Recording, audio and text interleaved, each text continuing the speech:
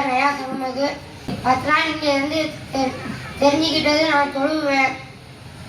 இதே நான் வீட்டில் இருந்தேன்னா விளையாட போயிடுவேன். தொழுவோன்னு சொல்லுவாங்க. நான் தொழுவே போக மாட்டேன்.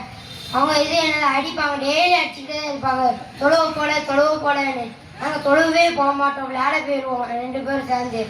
இது அடுத்து 10 நாள் இங்கே வந்து இது தொழுவ போயிட்டேன். அதுக்கடுத்து இங்கே இந்த லீவ்லேயும் தொழுவ போவேன். இன்ஷா அல்லாஹ். அஸ்ஸலாமு அலைக்கும்.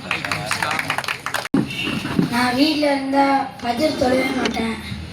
எலி போட்டாலும் போமா வாமா அப்படின்னேன்.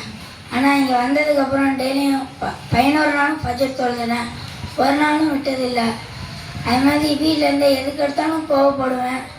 எதுக்கு எடுத்தாலும் வாப்பா அம்மா திட்டிக்கிட்டே இருப்பேன். தேய்ச்சி பேசுவேன். ஆனால் இங்கே வந்ததுக்கப்புறம் தான் நான் கோவப்படுறது எதுவுமே எல்லாமே விட்டுட்டேன். என் பேர் முகமது ஹஃபீஸ்.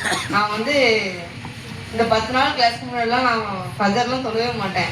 இப்போ 10 நாளில் தான் ஃபஜர்லாம் தொழ ஆரம்பிச்சிருக்கேன். இப்பவும் நான் தொழுதுட்டு தான் இருக்கேன். அடுத்தது வந்து தாயை வந்து திட்டக்கூடாது.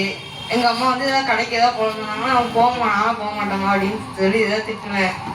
அதுக்கடுத்து இங்கே வந்து முதியோர் உள்ளவங்களாம் கூட்டிகிட்டு போகும்போது நான் புரிஞ்சேன், இந்த மாதிரிலாம் தாயை திட்டக்கூடாது அப்படின்னு புரிஞ்சேன். அஸ்ஸலாமு அலைக்கும் ரஹ்மத்துல்லாஹி வ பரகாத்துஹு. என் பெயர் யஸ்மான். நான் வந்து தொலைய போக மாட்டேன். நான் வந்து ஃபஜர் தொழுத சரித்திரமே இல்லை. எங்கள் அம்மா வந்து எதிர்த்து பேசக்கூடாதுன்னு சொல்லியிருப்பாங்க.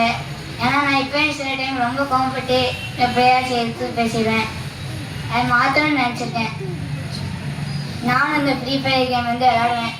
ஏன்னா இப்போ அவ்வளோ விளையாடுறது இல்லை. ஆனால் சாட்சி தான் பார்ப்பேன்.